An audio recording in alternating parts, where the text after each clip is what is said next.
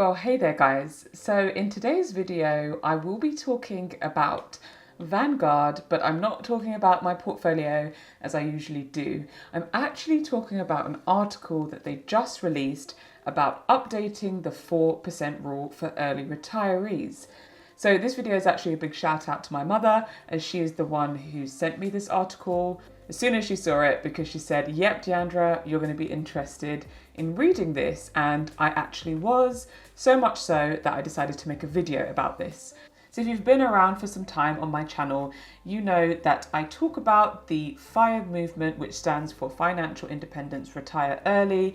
And essentially, if you're new to all of this concept, in a very quick nutshell, it just means the idea of saving enough or investing enough money so that you are able to retire early if you choose, because you are financially independent. So essentially, you live off of your investments for the rest of your life. And with that movement, there is something called the 4% rule, which is related to the amount that you can withdraw from your portfolio each year in order to live off of. And that is just it in a nutshell. If you want to know more about FIRE, I have a whole series about it. So of course, check it out if you're interested. But essentially that's it. And Vanguard have released this article just a couple of days ago about updating this 4% rule for early retirees. And so I'm going to go through the points that they discussed. I think they are really useful. So of course, have a read for yourself. I've linked the article down below in the description, but I thought this would just be a good video to do and just to go through the points and what they're meaning. And yeah, I would love to know what your thoughts are about this as well. So don't forget to write me a comment down below. So the first point they've made in this article is to estimate future returns looking at forward predictions. So the 4% rule was based on a study that was done using historical data, which dated from 1926 to 1992.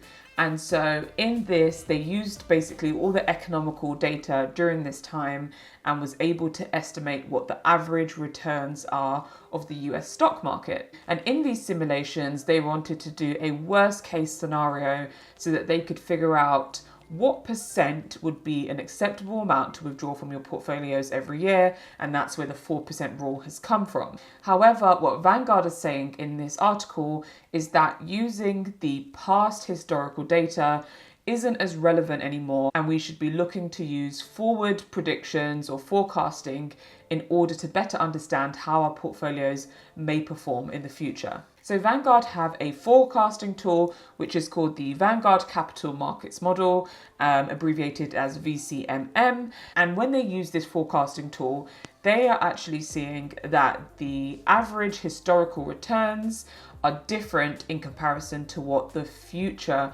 returns will be. So as you can see from this graph, the average historical returns of US stocks have been about 10.3%.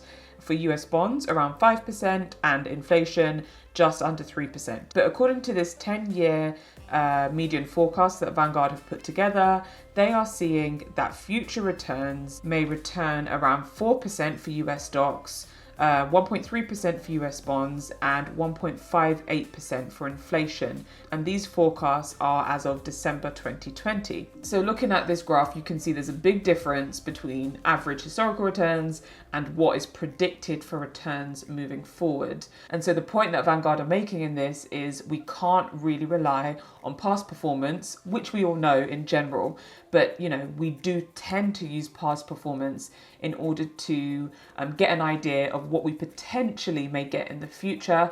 But Vanguard are warning that the returns that we've seen in the past may not be the returns that we're seeing in the next 10 to 15 years, for instance. So we do have to keep that in the forefront of our minds as investors. The second point that they made in this article is to use an appropriate time horizon. And this is in reference to your retirement time horizon. So in the 4% study, I can't remember the exact name, but I'm just going to call it the 4% study for now. This was calculated and based on a 30-year retirement horizon. But generally speaking, a lot of financial advisors nowadays apparently like to forecast up until someone is 100 years old. And so if we are assuming that somebody retires earlier at 40 or 50, they're looking at a 60 or 50 year retirement as opposed to the 30-year retirement horizon that the 4% rule was based off of. So according to the Vanguards forecasting tool, again, a person with a 30-year retirement horizon would have an 82% chance of success.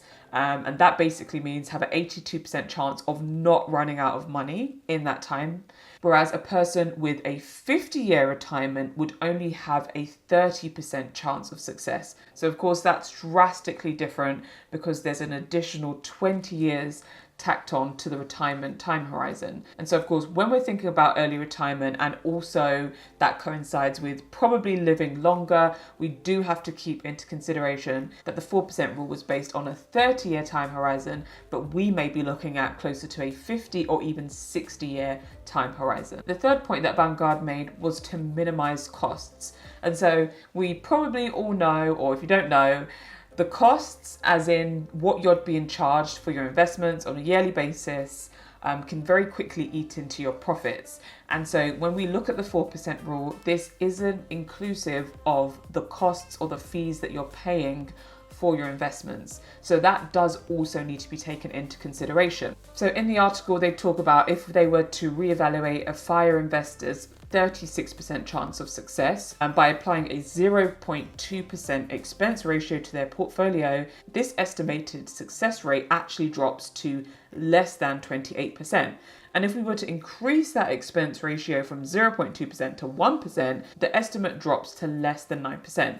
So this is just really showing that the costs that you pay are huge. They make a huge difference. So 0.2 to 1%, generally speaking in life, doesn't sound like a lot, but when you're talking about your investments and large sums of money, a 0.1% difference can have a huge impact on your overall success rate of your investments on the long term. So it's really important to keep costs down, and that's why I'm a Vanguard girl, because they are generally quite cheap in comparison to some other providers. But this is something that they say needs to be taken into consideration when you're thinking about your withdrawal rate. Before I continue, don't forget to hit that like button and also that subscribe button if you're not already subscribed. It's a great way to support my channel, and thank you in advance.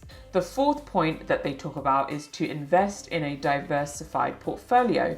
So again, with the 4% study, this was up. I just remembered what it's called. It's called the Trinity study. With the 4% rule study or the Trinity study, they only used US data, and that's basically if you were invested in the US stock market. They didn't look at a total global index or global tracker. It was just a US based one. But generally, we all know now that investing in one country's stock market is probably not the best approach.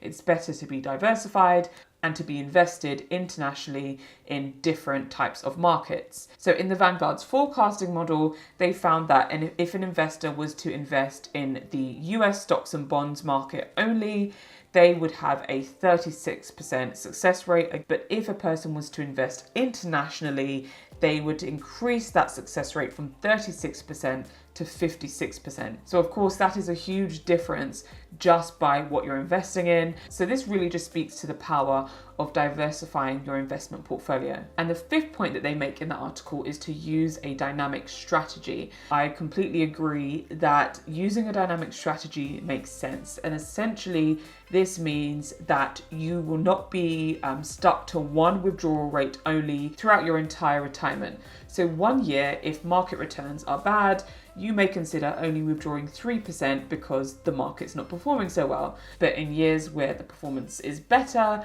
and things are doing well in the market, you may consider withdrawing 5%. And so this idea of being dynamic, of being flexible with your withdrawal rate according to the markets could be a really good way to ensure that you're giving your investment portfolio the best chance of lasting you your entire retirement. So generally speaking, some people who are just diehard 4% rulers would withdraw 4% from their investment portfolio in their first year of retirement, and then every year after that they would increase that 4% by inflation. So if inflation was 2%, for instance, they would withdraw that 4%, but then they would also withdraw that inflation in order to keep up with costs and the increase of goods and services. But in slight contradiction to this mindset, I actually listened to a really good podcast by Pete Matthews. He has a podcast called the Meaningful Money Podcast. Highly recommend it. And in one of his episodes, himself and his guest, Abraham, I think his name was,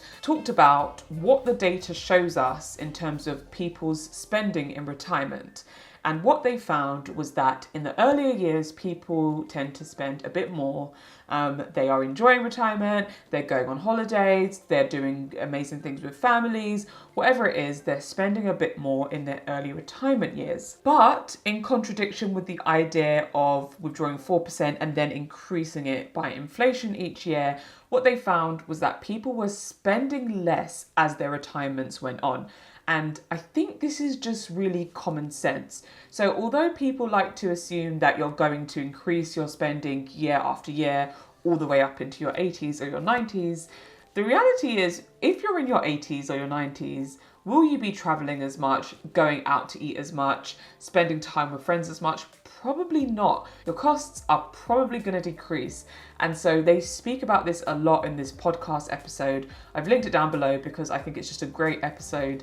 And the guest speaker, Abraham, spoke about the idea of using a 5-4-3 rule. And so essentially that rule would mean that you would start by withdrawing 5%, then decreasing to 4% and then 3% as your retirement goes on. Because generally speaking, again, the costs during your retirement go down.